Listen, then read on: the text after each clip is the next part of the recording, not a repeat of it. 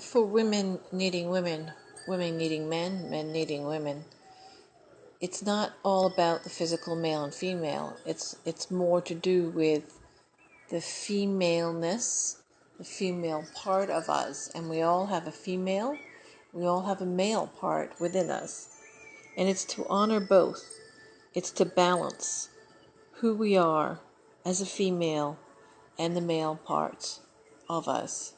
Meaning, the female is the intuition, the nurturer, the creative, all these things that we go, okay, do this, do this.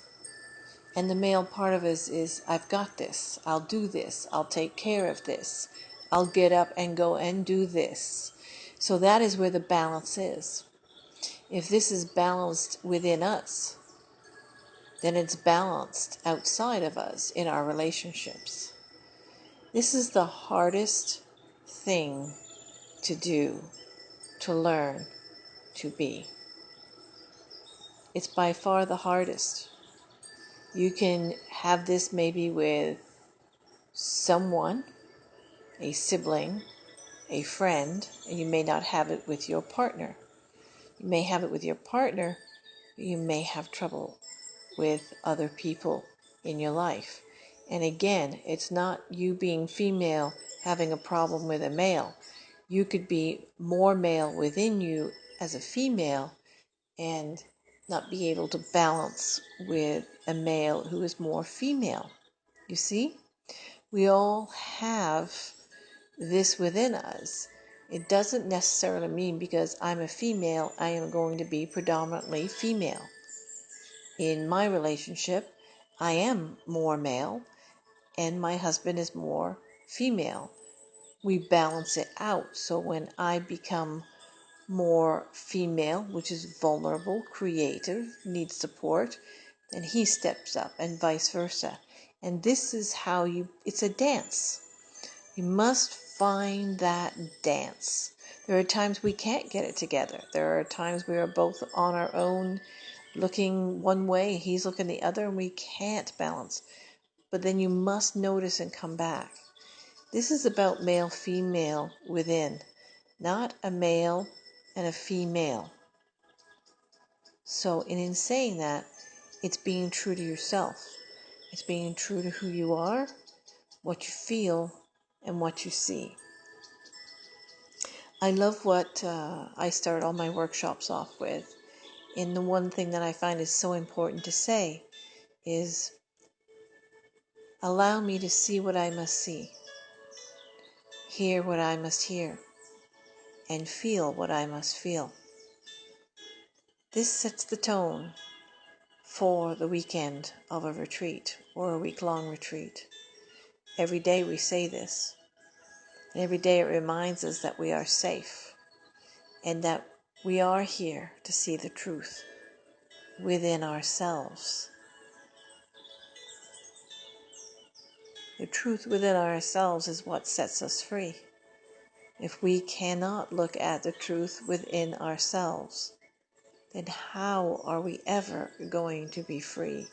How are we ever going to find those parts of us that we feel shame about and bring it out from the darkness into the light?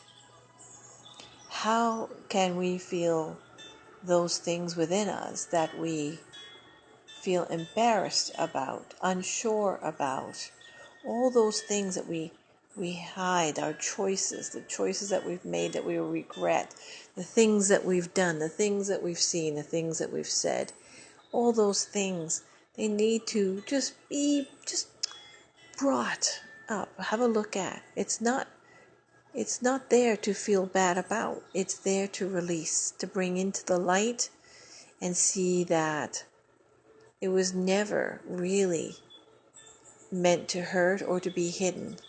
It is meant to just acknowledge and allow it to just move out freely, move out of our lives.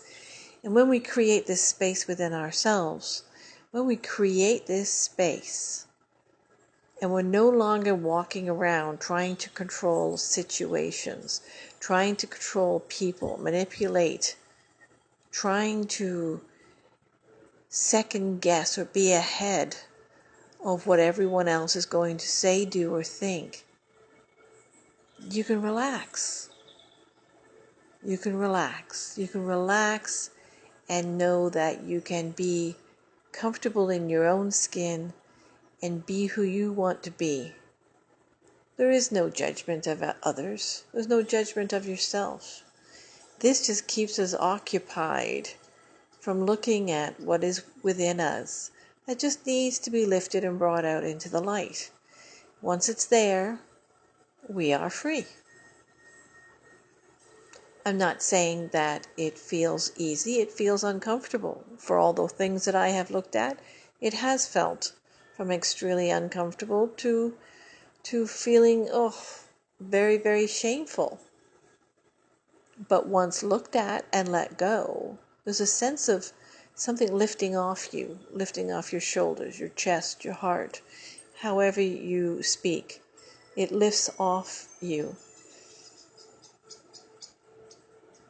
And life is to be lived freely, not to be walking around feeling numb, feeling depressed, feeling lonely, feeling like you have to hide, feeling like you cannot tell your whole story to anyone. And the reason why we feel all these things is because we don't trust. If I can't like myself, if I can't like these parts of myself, how in the world is anyone else going to love and accept me with these pieces that I walk around with? The truth is, everyone walks around with something. There's shame, there's guilt, there's pain, there's sorrow, there's regret. But if we walk around with this and carry it, it makes us heavy. It makes us not be able to be comfortable in our own skin. And we need to really be comfortable in our own skin. And here's the thing. When we're not comfortable in our skin, we judge others. Because it's like deflecting it away from us. There's a reason why soap operas and movies and everything in the social media is so popular. Because it keeps us distracted. It keeps us from looking at ourselves. It keeps us pointing, look over there, look at this person, judge this person, criticize that person, anything. But don't look over here. Don't look at me. Don't look at what I can't look at.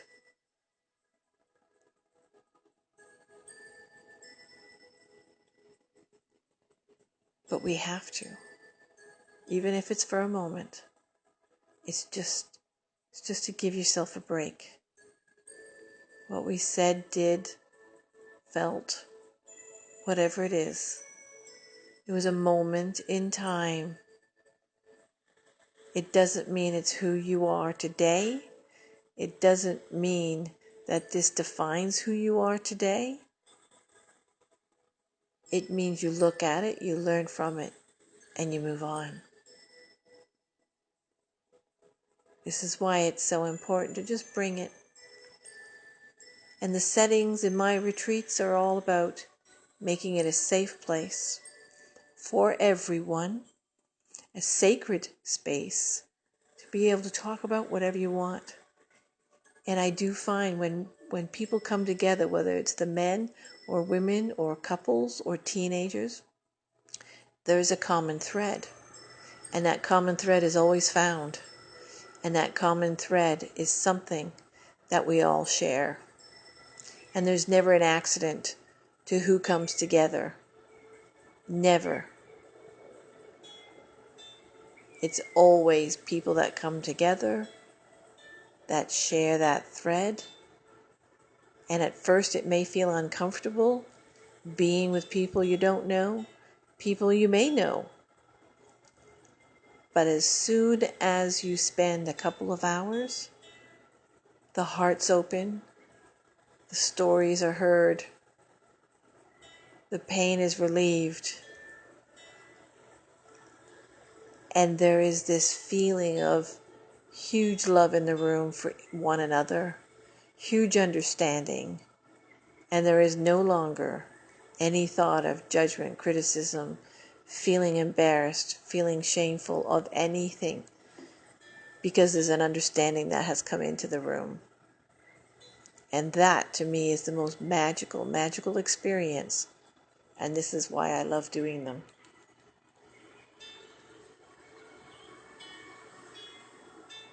It's all about opening up, letting go, and learning how to love yourself enough.